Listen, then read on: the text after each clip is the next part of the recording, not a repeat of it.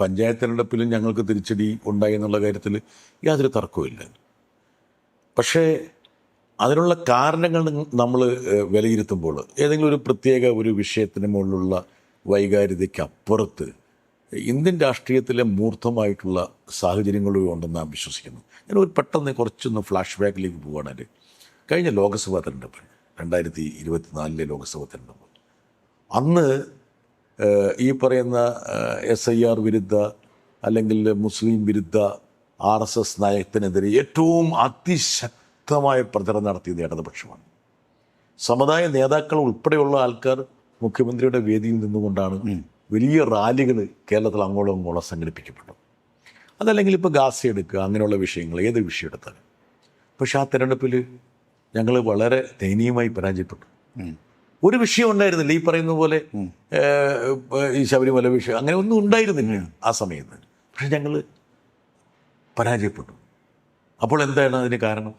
അല്ല, ഞാൻ മനസ്സിലാക്കുന്നത്, ഞാനൊരു സാമൂഹ്യ രാഷ്ട്രീയ വിദ്യാർത്ഥി എന്നതിൽ മനസ്സിലാക്കുന്നത്, ഒന്ന്, ഇടതുപക്ഷത്തെ ഉന്മൂലനം ചെയ്യാൻ, ഇല്ലായ്മ ചെയ്യാൻ വേണ്ടി UDFും BJPയും മറ്റു വർഗ താല്പര്യങ്ങളെല്ലാം സംയുക്തമായി കൈകോർത്തിരിക്കുകയാണ്.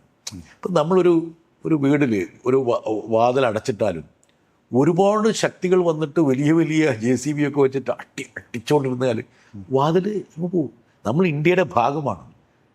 ഇന്ത്യൻ പ്രധാനമന്ത്രി ഉൾപ്പെടെയുള്ളവരാണ് യഥാർത്ഥത്തിൽ അദ്ദേഹത്തിൻ്റെ അഭിമുഖം നോക്കുമ്പോൾ പറയേണ്ടത്. എനിക്ക് കോൺഗ്രസിനോടൊന്നും പ്രത്യേകിച്ച് പരാതിയില്ല. ഞാൻ ഏറ്റവും കൂടുതൽ എതിർക്കുന്നത് ഇടതുപക്ഷത്തെയാണ്. ആ ഇടതുപക്ഷ പ്രത്യയശാസ്ത്രമാണ് ഒരുപക്ഷെ ഞങ്ങളുടെ പ്രത്യയശാസ്ത്രത്തെ പ്രതിരോധിക്കുന്നത്. അതുകൊണ്ട് രാഷ്ട്രീയമായിട്ടുള്ളൊരു യുദ്ധമെന്ന് പറയുന്നത് എൻ്റെ, അല്ലെങ്കിൽ പ്രത്യയശാസ്ത്രവുമായിട്ടുള്ള എൻ്റെ പോരാട്ടം എന്ന് പറയുന്നത് ഇടതുപക്ഷ പ്രത്യയശാസ്ത്രവുമായിട്ടാണെന്ന് അദ്ദേഹം പരസ്യമായിട്ട് പറഞ്ഞിട്ടുണ്ട്. അപ്പോൾ ഇവരെല്ലാം കൂടെ കൈകോർക്കുക. ഇപ്പോൾ ഈ ത്രിപുരയിലും വടക്കുകിഴക്കൻ സംസ്ഥാനങ്ങൾ നടക്കുന്ന പോലെ ഒരു പഞ്ചായത്തിലെ എല്ലാ കോൺഗ്രസ് പഞ്ചായത്ത് അംഗങ്ങളും ഒന്നടങ്കം രാജിവെച്ച് BJP ചേർന്ന് BJP ആയി നോക്കുക. അപ്പോൾ ഈ രൂപത്തിലാണ് ഇവിടെയുള്ള പ്രവർത്തനങ്ങൾ. അപ്പോൾ അതിൻ്റെ പരിണത ഫലമായിട്ട് സ്വാഭാവികമായിട്ടും തിരിച്ചടി ഞങ്ങൾക്കുണ്ടായി എന്നുള്ള കാര്യത്തിൽ തർക്കമില്ല.